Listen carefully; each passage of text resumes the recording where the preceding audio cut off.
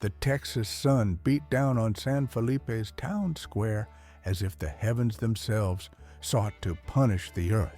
At the center of it all, a man knelt, Jacob Bailey, feeling the grit on his face and the bitter taste of humiliation in his mouth. Before him stood General Elias Reeves, the region's new Mexican commander, imposing in his dark blue uniform adorned with gold.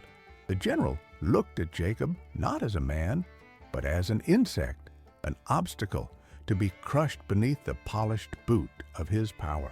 "This land," Reeves declaimed, his voice slicing through the hot air, "now belongs to glorious Mexico. Your deeds, your fences, your memories, they are but smoke, and I am the wind that blows it away." His soldiers, aligned with rehearsed perfection, kept the townsfolk at a safe distance, a captive audience forced to witness the dismantling of a neighbor's dignity. Jacob Bailey was no warrior. He was a farmer, a man whose strength lay in calloused hands that plowed the earth and a heart devoted to his family and his faith. He raised his gaze, not with defiance, but with a silent pain that seemed heavier than any chain. Beside him, his wife, Clara Morrison, held their young daughter's hand, her face a mask of fear and restrained resolve. Reeves smiled, a thin, cruel smile that didn't reach his cold eyes. He reveled in that fear. It was his sustenance, proof of his self-proclaimed divinity. "You Texans," he continued, pacing in a circle around Jacob, "speak of freedom, but you do not understand true power. Power is a man's will impressed upon the world, and my will is that this land be purged of your American arrogance." From a corner of the square, near an old supply wagon, a man watched. He wore no uniform, nor did he flaunt ostentatious weapons. He dressed like the land itself, in hues of leather and dust, with a coonskin cap that had seen more seasons than most men present. It was Davy Crockett. He was not there by chance. The Texas wind carried stories, and the tale of General Reeves had reached his ears like the harbinger of a storm. He saw not a general, but a hollow man, a noisy barrel echoing his own insecurity. Crockett had seen men like this before, men who mistook cruelty for strength and fear for respect. They were always the easiest to break. The climax of Reeves's intended humiliation was at hand. He signaled, and a soldier brought an object to the center of the square, the Bailey family Bible, an old book with a leather cover worn smooth by the hands of 3 generations. "Your faith is as weak as your land deeds," the general declared. "Let us see how it burns." Clara Morrison let out a choked cry, a sound of pure agony. That book was not merely paper and ink. It was a record of births, marriages, and deaths. It was the soul of their family. As the soldier approached with a torch, Clara moved, a mother's instinct protecting her nest. But she was roughly shoved to the ground, dust staining her simple dress. Crockett clenched his fists. It was not about the land, not about the law. It was the profanation of something sacred, the deliberate crushing of a people's spirit. That was the true crime. As the flame neared the holy book, Crockett caught a glimpse, an echo of the past. He remembered the walls of the Alamo, the eyes of men who knew they would die but fought not for a patch of dirt, but for an idea. He remembered Santa Anna's arrogance, a general who also fancied himself a god and who, because of his pride, underestimated the strength born not of power, but of conviction. Here, in this dusty square, Crockett saw the same script repeating. He knew drawing a gun would be futile, killing Reeves would only make him a martyr. There was a better way, a deeper, more Texan vengeance, a justice that would leave no scars on the body, but on the soul.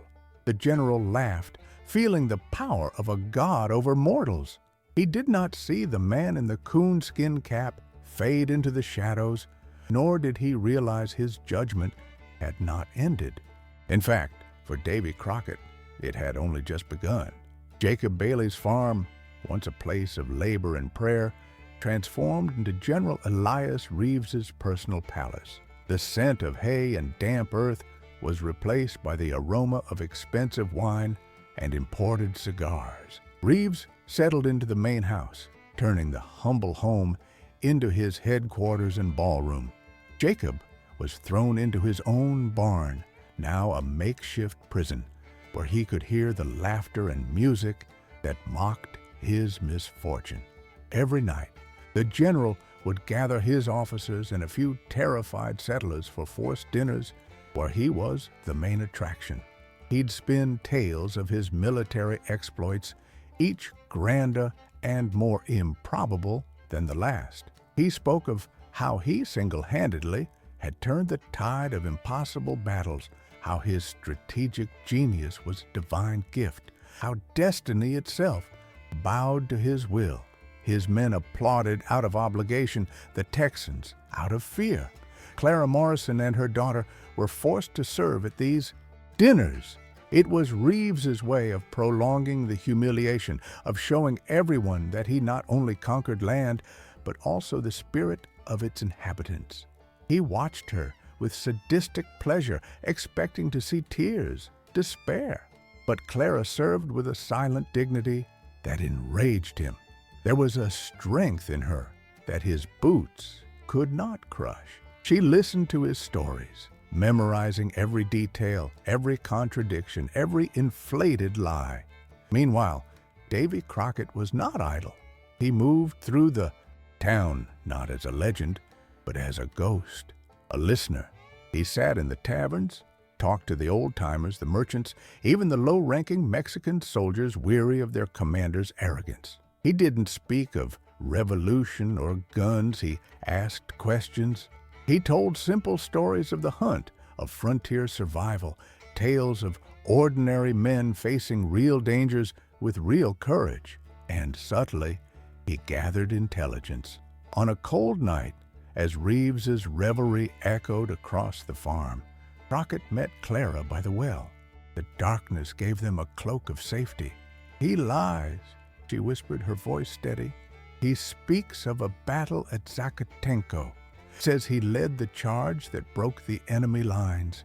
But I heard one of his lieutenants, drunk, laughing with another. They said the general was miles away, sick with fear in the camp." Crockett nodded slowly. He wasn't surprised. A man's pride is often the rug he uses to hide the dirty floor of his cowardice. He thought of a promise he'd made to a friend, dying in his arms, years before, after a skirmish with the Comanches. "Davy," the man had said, "don't let them take our stories, because when a people lose their stories, they lose their souls." Crockett understood now. The war against Reeves would not be fought with gunpowder, but with truth. The weapon would be memory. The general, blinded by his own brilliance, saw Crockett as a local curiosity, a colorful frontiersman who entertained his troops with tales of bears and Indians. He even invited him to one of his dinners, treating him as a court jester. Crockett accepted, his impassive face hiding the cold calculation behind his eyes. He patiently listened to the general's latest epic, a tale of how he outwitted an Apache chief with his superior intellect. At the end of the evening, Crockett simply said, "That's a fine story, General. The best stories are those that make us feel bigger than we are." Reeves took it as a compliment, but it was a warning. He didn't perceive the trap being laid around him, a trap made not of steel, but of words. Every toast the general raised to his own glory was one less brick in the foundation of his prideful castle. And out there, in the dust, Crockett had already found the perfect hammer to tear it all down. Crockett's plan began to take shape in the quiet of the barn, where he visited Jacob Bailey under the guise of bringing food. But he brought hope. A man like Reeves's strength isn't in his army, Crockett told Jacob one night. "It's in the belief others have in his strength. Take away that belief, and he's nothing more than a frightened man in a pretty uniform." The secret, the final piece of the puzzle, came from Clara. With a courage that defied her fear, she managed to slip into the general's chambers while he was away. She didn't look for maps or military orders. She looked for something personal. Hidden in a mahogany box, she found a small collection of letters. One in particular caught her eye. It was from her father, the trembling handwriting of an old man. She didn't steal it. She simply read and memorized the key phrases. That night, she repeated them to Crockett. The letter wasn't one of praise, but a plea. Reeves's father called him an actor on a stage of his own making and begged him to find honor in true deeds, not in invented fables. That was the key. The general's insecurity stemmed from a deep place, his own father's disappointment. His entire life was a desperate attempt to rewrite that truth. Armed with this, Crockett began to weave his web. He started telling his own stories to the Mexican soldiers around their nightly campfires. They were stories of honor, of men who admitted their mistakes, of leaders who ate last, of the courage to be honest when lies are easier. He never mentioned Reeves. He didn't need to. The comparison was implicit, and the soldiers, mostly simple men, began to see the contrast between Crockett's legends and their general's arrogance. Small seeds of disrespect began to sprout. A soldier who no longer laughed at Reeves's jokes, an officer who questioned a tactical order with a little more boldness. The general felt the shift in the atmosphere, but couldn't pinpoint the source, like a man feeling a chill without seeing the wind.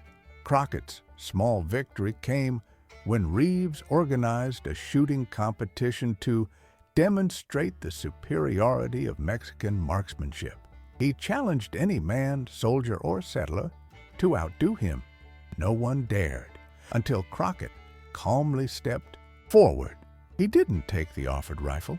Instead, he pointed to a high branch where a small wind chime, forgotten by Jacob, swayed gently. "I bet, General," Crockett said, his deep voice resonating in the tense silence, "that I can tell a story that will make that chime ring before you can hit it with a bullet." Reeves guffawed, finding the proposition ridiculous. He accepted, eager to humiliate the old hunter. The general raised his rifle, aimed, and missed. The crowd held its breath. He tried again, anger making his hands tremble. He missed again. Crockett then began to speak, telling a simple story about the Texas wind, about how it carries the voices of the brave and the just, and how even nature bows to truth. As he spoke, a gentle, almost magical breeze swept through the square, and the wind chime tinkled delicately. A murmur went through the crowd. It wasn't a miracle, just time and nature, but the moment was powerful. The general was furious, his face a mask of rage. He had been bested not by a gun, but by a tale. The general thought the old hunter was just a harmless storyteller, an amusement for the troops. Little did he know that each story was a rope, and Crockett was about to use them to weave a noose for the tyrant's soul. The stage for the final confrontation was set by Crockett with the precision of a hunter setting a trap. He approached General Reeves publicly with a calculated humility that perfectly massaged the man's ego. "General," he said before the entire town gathered in the square, "I have seen your strength, your authority. The people of Texas are intimidated, but our spirit is stubborn. I propose a challenge, not of arms, for we already know who would win, but of legacy, a storytelling contest." The proposal was simple and irresistible to a narcissist like Reeves. "Tonight, before everyone, you will tell the story of your greatest achievement, the one that defines you as a man, and I will tell mine. Whichever story is judged the truest, the most honorable, by the silence or acclaim of the people, will have proven their worth. The loser, well, the loser will simply have to live with the truth. Reeves saw here the ultimate opportunity to immortalize himself, a chance to solidify his legend and crush the Texan spirit once and for all, using their own weapon, narrative. "I accept," he boomed. "Prepare to hear the story of a true hero." Night fell, and torches were lit around the square, casting dancing shadows on the tense faces of settlers and soldiers. The general ascended a makeshift platform, his chest puffed out, his uniform gleaming. He began his story, his voice ringing with rehearsed drama. It was the tale of the battle at Zacatenco, the same one Clara had mentioned. In his version, he wasn't just present, he was the architect of victory. He described how he led a suicidal charge against the enemy lines, how his sword cut through the air, how his courage inspired his men to overcome fear. It was a magnificent performance, filled with vivid detail and impossible heroism. At its end, his soldiers, out of duty, applauded and shouted, "Viva el General!" But the Texans remained silent, their eyes fixed on Crockett. Then it was Davy's turn. He climbed the platform slowly, unhurriedly. He didn't look at the crowd, but directly at General Reeves. "That was quite a story, General," he began, his voice calm and low, forcing everyone to lean in to hear. "But the best stories aren't about what we wish we had been. They're about what we truly were." And then Crockett began to tell a different story. He didn't tell a story about himself. He told the story of a boy named Elias, a boy who grew up in the shadow of a merchant father who dreamed of honor, but saw in his son only a craving for glory. He told the story of a young man who didn't earn his rank through bravery, but bought it with family fortune. The crowd fell into absolute silence. The general's soldiers began to exchange uneasy glances. Crockett continued, his voice weaving truth with devastating precision. He arrived at the Battle of Zacatenco, but in his version, the hero was not the general. It was the common soldiers, the men who actually fought and died. And where was the young officer, Elias Reeves? "He was in a supply tent," Crockett said, his eyes fixed on the general, "hiding behind powder barrels ill, not with fever, but with a fear so deep it paralyzed him." A collective gasp swept through the square. That was the truth, the drunk lieutenants whispered. And then Crockett delivered the final blow. He didn't need the letter. He only needed the words. "And at night," he said, his voice now filled with feigned sadness, "that young man would read his father's letters. A father who didn't ask for glory, but for honor. A father who wrote, heartbroken, 'My son, stop acting on this stage of your own making. Find value in who you are, not in the fable you invent.'" General Reeves's face crumpled. The color drained from his cheeks. His mask of divinity shattered, revealing the frightened boy beneath. Every word Crockett spoke was a mirror, forcing him to see the fraud he was, not in the eyes of the people, but in the eyes of his father, the only person whose approval he truly craved. His soldiers' cheers died. The silence in the square was now heavy, accusatory. Reeves looked at his men and saw in their eyes no longer admiration, but pity and contempt. He looked at the Texans and saw not fear, but a quiet justice. Everything he had built, his entire identity, was smoke. And there, in the center of his stage, under the flickering torchlight, General Elias Reeves, the man who thought himself God, began to weep. They were silent, hot tears of such absolute humiliation that no weapon could inflict. No shot was fired, no sword was raised. In that day, in the Texas square, an empire of lies was brought down by the weight of truth, and the sound of a general's weeping was louder than any cannon.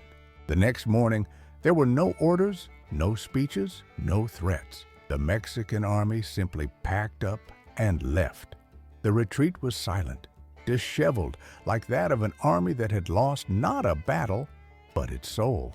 General Elias Reeves rode at the front, but not as a commander. He seemed smaller, hunched over his saddle, a man emptied of all purpose. He did not look back. His punishment was not imprisonment or death. It was exile within his own skin, condemned to live forever with the echo of that night. He was defeated not by an army, but by a story. The people of San Felipe watched the departure in respectful silence. They did not celebrate with shouts. Justice, when it is true, needs no noise. It simply settles upon the land, quiet and firm as an ancient oak. Davy Crockett helped Jacob Bailey unlock the barn. The two men didn't exchange many words. A nod, a firm handshake, and everything was said. Crockett entered the house, now a home once more, and accepted a bowl of stew from Clara. Morrison. He ate in silence, the sounds of cutlery and the laughter of Jacob's young daughter filling the space. He was not a savior. He was simply a man who understood that Texas's freedom wasn't defended only on battlefields, but also around campfires, in village squares, and in the dignity of a family that refused to bow. When he finished, he simply rose, put on his coonskin cap, and headed for the door. "Where will you go now, Mr. Crockett?" Clara asked. He looked towards the horizon, where the sun was beginning to paint the sky with colors of promise. "Wherever there's a good story to be heard," he replied, "or a bad one that needs correcting." And with that, he was gone, disappearing into the Texan landscape as naturally as he had emerged. Years later, the story of that night became a legend told throughout Texas, not as a tale of war, but as a moral lesson, a lesson on how true strength lies not in the ability to inflict pain, but in the courage to face the truth. Jacob Bailey placed his family Bible back in its place of honor above the fireplace, its leather cover still marked by the soot of the torch that almost consumed it, a scar that told a story of faith and resilience. It is said that General Elias Reeves never commanded troops again, spending the rest of his days in self-imposed exile, haunted not by ghosts of war, but by the echo of a single story. For in Texas, you can survive a bullet, but you never survive the loss of your honor. The land, after all, belongs not to those who conquer it with the sword, but to those who earn it with their soul. If this story moved you, and you believe that honor and truth are the most powerful weapons, subscribe to our channel. Share this video with everyone who is proud of their roots and values, the courage to fight without resorting to violence. And don't forget to comment from which city you are watching. We want to know how far the spirit of Texas reaches.